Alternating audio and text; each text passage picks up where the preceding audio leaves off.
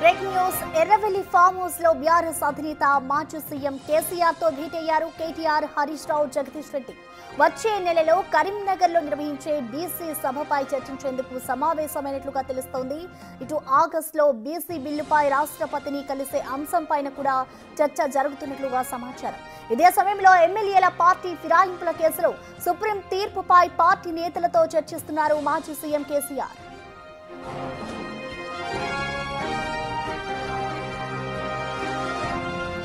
ఇక ఈ భేటీకి సంబంధించిన ఓవరాల్ అప్డేట్స్ ని మా ప్రతినిధి దుర్గారెడ్డి అందిస్తారు. దుర్గారెడ్డి, సన్నాయిక మనం చూస్తే మాజీ ముఖ్యమంత్రి కె చంద్రశేఖర్ రావు గజ్వేల్ నియోజకవర్గం ఎర్రవెల్లి ఫామ్ హౌస్ లో మాత్రం తరచూ ఒక మాజీ మంత్రులు సిద్దిపేట ఎమ్మెల్యే హరీష్ రావు, కేటీఆర్, ఆ తర్వాత జగదీష్ రెడ్డి, సంతోష్ వీళ్ళందరితో కూడా చర్చ పలు సందర్భాల్లో కూడా వాళ్ళు రాష్ట్రంలో జరుగుతున్న పరిణామాలపై కూడా చర్చ జరుగుతుంది. ఆ తర్వాత చూస్తే ఈ నెల అంటే ఆగస్టు 8న మాత్రము కరీంనగర్లో ఏర్పాటు చేసే బీసీ మహాగర్జనకు విషయంపై తర్వాత సుప్రీంకోర్టు ఎమ్మెల్యేల అనారోగ్య వేటుపై కూడా చర్చ జరిగినట్లు తెలుస్తోంది.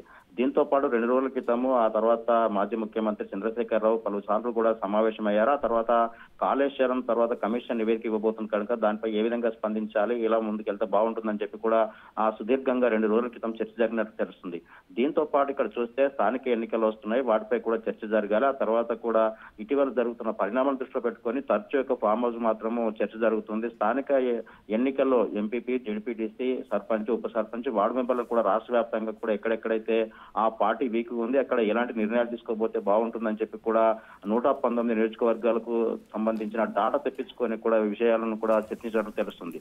ఏదేమైనా రానున్న స్థానిక సంస్థల ఎన్నికలు, ఆ తర్వాత ఎమ్మెల్యే అనారోగ్య వేటు, కాళేశ్వరం నివేదిక, సుప్రీంకోర్టు నుంచి విడబడుతున్న విషయాలపై కూడా సుదీర్ఘంగా చర్చ జరుగుతుంది. ఈ రోజు మాత్రము ఉదయం 11 గంటల నుంచి ఒక మాజీ మంత్రి హరీష్ రావు, కేటీఆర్, జగదీష్ రెడ్డితో పాటు ముఖ్యమంత్రి చర్చిస్తున్నట్లు పలు విషయాలపై చర్చ కొనసాగుతున్నట్లు మనకు తెలుస్తుంది. ప్రసన్న, అయితే దుర్గారెడ్డి, ఇప్పటికే చూసుకుంటే ఇటు బీసీకి సభకి సంబంధించి కానివ్వచ్చు, అలాగే ఇటు పొలిటికల్ అఫైర్స్, పొలిటికల్ అంశానికి సంబంధించి కూడా ఇప్పుడు ఆగస్టుకి సంబంధించిన నిర్ణయాలు కానివ్వచ్చు, అలాగే ఇప్పుడు స్థానిక సంస్థల ఎన్నికలకి సంబంధించి కూడా ఇటు నిర్ణయాలు తీసుకుంటున్నారు. అంటే మొత్తం కూడా కేసీఆర్ కనుసంధాల్లోని ఇవన్నీ నడుస్తున్నాయి అనుకోవచ్చా? అంటే ఎప్పుడైతే ఎలక్షన్స్కి సంబంధించి కూడా ఇప్పటివరకు కూడా కేసీఆర్ బయటకు వచ్చి మాట్లాడట్లేదు. సో ప్రెసెంట్ కేసీఆర్ ఏదైతే ఆదేశాలు ఇస్తారో వాటిని ఫాలో అయ్యే వీళ్ళు ఈ నిర్ణయాలు తీసుకుంటారనుకోవచ్చా?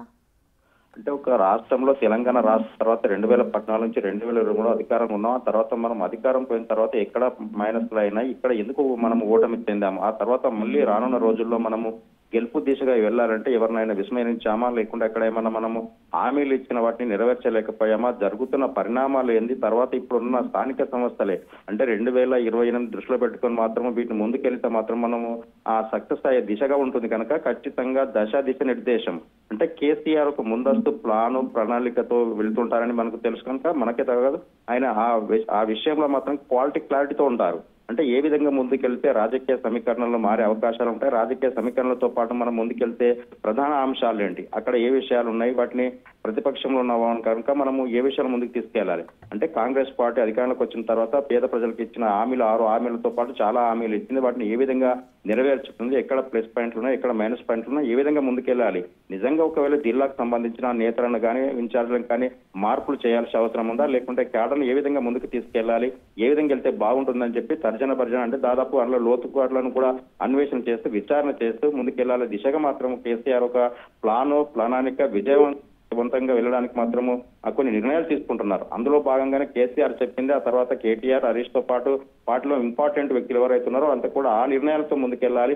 ఎక్కడ కూడా అంటే మనం వెళ్ళవలసిన అవకాశాలపై కూడా పూర్తిగా కార్యకర్తలకు కూడా దిశ నిర్దేశం చేసుకుంటూ వెళ్ళాలి తప్ప ఎక్కడ కూడా ప్రజల ఓటమి అనుకుంటే ఇక కింద ప్రజలతో పాటు మమేకమైపోవాలి, ప్రజలకు ఏం అవసరం ఉన్నాయో వాటిని కూడా ప్రస్తావించాలని చెప్పి కూడా ప్రధాన అంశాలను కూడా కేసీఆర్ చర్చించినట్లు తెలుస్తుంది. వీరంతా కూడా నిజంగానే రోజు అంటే 2 రోజులకు ఒకసారి 3 రోజులకు ఒకసారి 20 కేసీఆర్ ఫామ్ హౌస్ భేటీ కావడం కూడా ప్రాధాన్యత సంతరించుకొని చెప్పవచ్చు. రాజకీయాల సమీకరణలు ఎప్పటికప్పుడు మార్పులు చెందుతున్నాయి కనుక వాటిపై మనం ముందుకెళ్లాల్సిన ఆ దిశగా మాత్రమే ప్లాన్ చేస్తున్నట్లు తెలుస్తుంది.